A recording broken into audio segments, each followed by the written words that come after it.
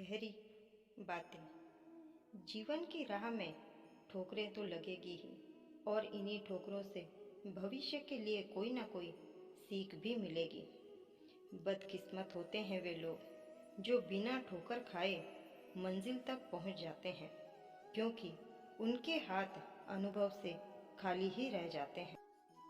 यह सच है कि कभी कभी न चाहते हुए भी इंसान मुश्किल परिस्थितियों से हार जाता है, ठोकरों के डर से आगे बढ़ना छोड़ देता है। ठोकर खाने से आदमी सबक लेता है और ये सीख लेता है कि अब अमुक गलती हमें अपने जीवन में किसी भी कीमत पर दोहरानी नहीं है। आप अपना कमेंट करके ज़रूर बताएं कि क्या ठोकर खाना गलत है। ये कहानी इसी बात को अच्छी तरीके से स्पष्ट कर पाएगी। एक गांव में दो पड़ोसी थे, दोनों माली थे। दोनों के पास अपने अपने बागान थे।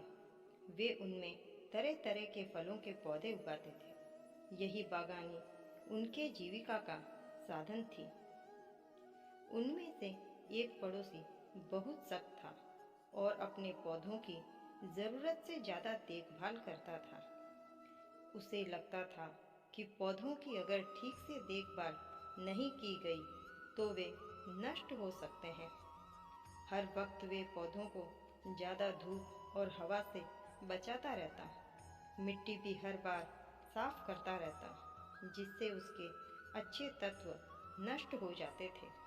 पर उसे यही लगता था कि वो बेहतर तरीके से देखभाल कर रहा है। लेकिन दूसरा पड़ोसी पौधों को प्राकृतिक रूप से विकसित होने देने पर विश्वास करता था। वे पौधों की उतनी ही देखभाल करता था जितने की उन्हें आवश्यकता थी, लेकिन वे अपने पौधों के तनों और टहनियों को काट छांट न करके अपनी मर्जी दिशा में बढ़ने देता था। उसके पौधे अपने हिसाब से धूप, हवा और प्रकृति का आनंद लेते रहते थे। इससे वे स्वाभाविक रूप से विकसित होते गए। एक शाम बहुत भीषण तूफान आया, जिसमें भारी बारिश भी हुई। तूफान ने कई पौधों को नष्ट कर दिया। अगली सुबह जब सख्त पड़ोसी उठा तो उसने पाया कि उसके सारे पौधे उखड़ गए हैं और बर्बाद हो गए हैं। वहीं जब दूसरा पड़ोसी उठा तो उसने पाया कि उसके पौधे इतने तेज तूफान के बावजूद भी मिट्टी में मजबूती से लगे हुए हैं। सख्त पड़ोसी ये देखकर हैरान हो गया और सोच में पड़ गया कि मेरी इतनी देखभाल के बावजूद भी मेरे पौधे की ये हालत कैसे हो गई। उसने दूसरे पड़ोसी से पूछा। तब उसे पता चला पौधे खुद ही चीजों का प्रबंधन करना सीखे थे। इससे अपना काम स्वयं किया, गहरी जड़ें उगाई और मिट्टी में अपने लिए जगह बनाई। इस प्रकार यह तूफान में भी मजबूती से खड़े रहे।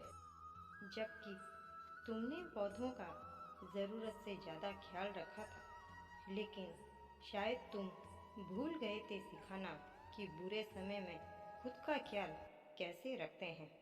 मेरे पौधों ने हर उस समस्या का सामना खुद से किया, चाहे तेज धूप हो या बारिश, आंधी, मैंने उन्हें प्रकृति के हिसाब से बढ़ने दिया।